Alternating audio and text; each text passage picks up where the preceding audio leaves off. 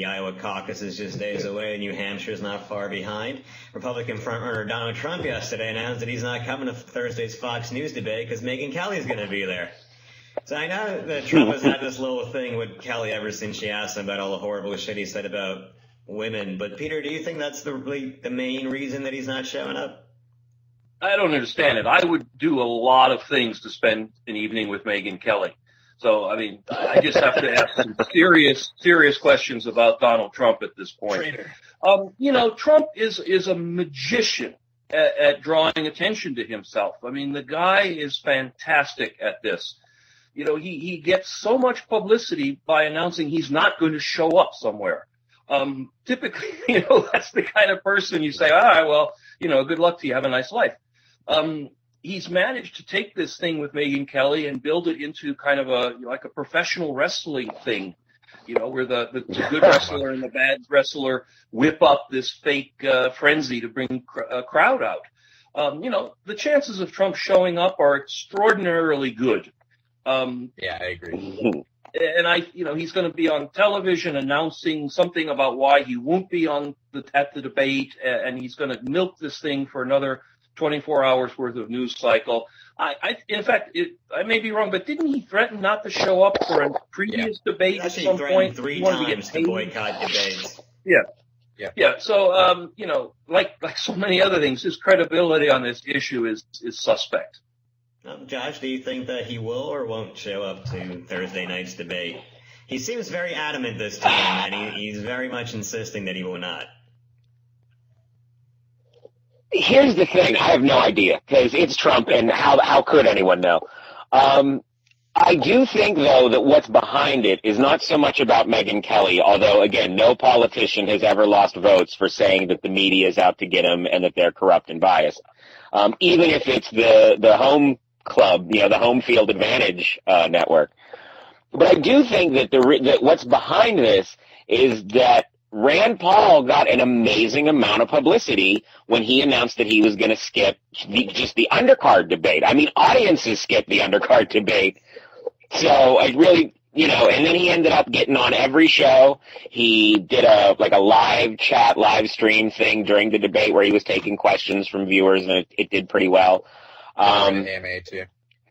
Yeah. So, I mean, I think that what he's trying to do is just, further that narrative that he's putting politics on its head and doesn't play ball with the people who want to play ball. Like, he's trying to make himself seem like the outsider still, even though the GOP establishment basically in the past 2 weeks has been, what the fuck ever, you're our nominee, fine.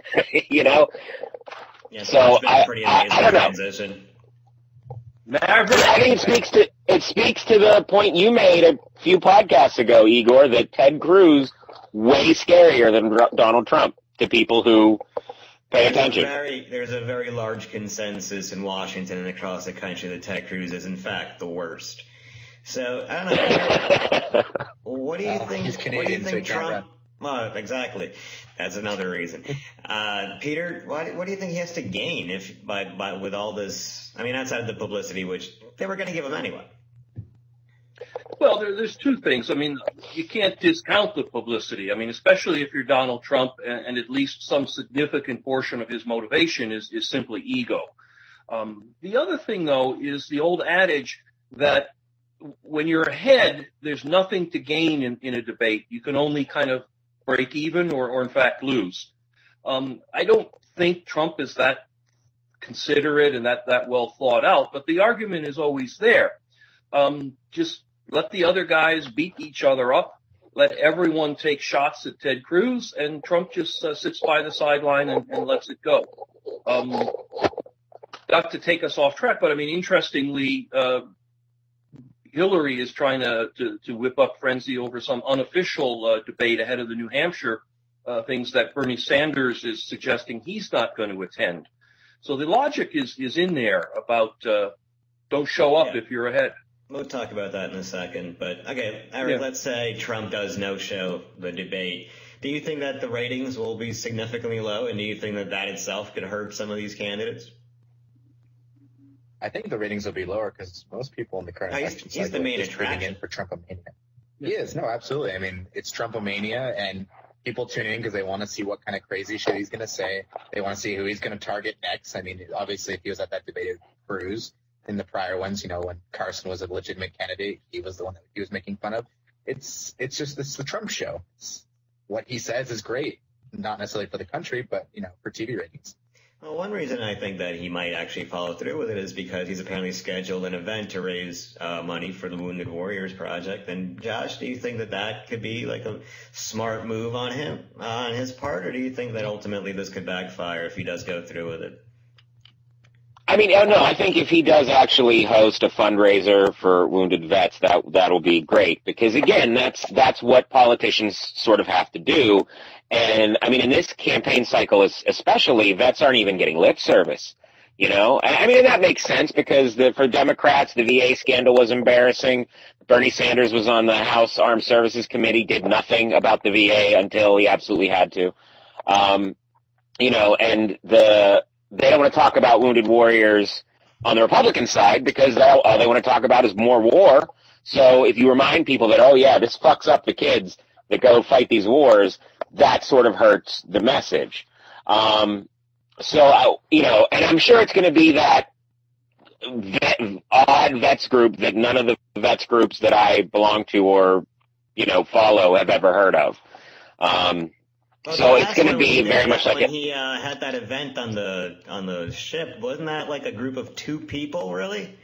I forget yes. the group, but he had a yes. veteran sponsor. And he did this before. I forget which. I think it was the CNN debate when he asked for. He said he needed to be paid to go to the debate to some vets thing. So, and again, here's the thing: if he does this vets event, and the networks cover it live while the debate's going on, yeah, it might actually hurt the ratings. And, I mean, here's the thing. I would want to turn it on, too, just to see what kind of crazy circus it is. But I don't think it'll ultimately – I think the debate will still win just because people are going to tune in to see what the other ones say about Trump and about him not being there. And that's, of course, if he doesn't show, which I imagine an 11th hour thing will come out where Roger Ailes will call him, and then he'll be able to say, oh, I made a deal with Roger Ailes, and we negotiated it, and now I'm on the debate. So, quick question. Who's been excluded from this one? Has there been anybody? Nobody. In fact, Jim Gilmore's in. Stage. No, he's on the main stage. Yeah, that's what I'm saying. He's back on the main stage. Yeah. But I think this is the first debate that Jim Gilmore's in. And, I mean, I don't know if you guys even know that he's running, but he is. He's I don't even remember what he was a former governor of either. I think Virginia. But I'm not sure. Yeah, he ran for president once before. It was also said that